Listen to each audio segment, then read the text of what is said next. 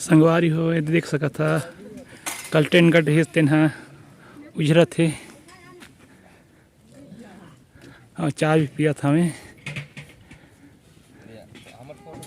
हाँ हाँ ये तो संगवारी हो ये दहर चूल्हा बना हमें ईंटा के पीपर बहर गाँव में तुम्हार दहर इसने बना था कि नहीं।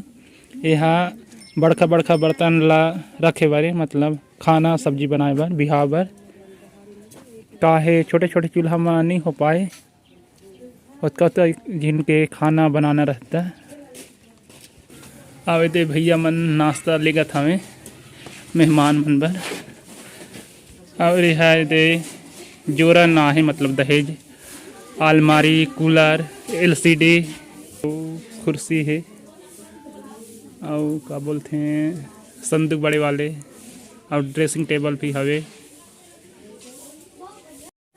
संगवारी हो यदि नाश्ता खाना है तो आ जावा अभी चाय नाश्ता चलत है। अब यदि भैया मन सजावट ला उजारत हवे बिहाव हो गया था।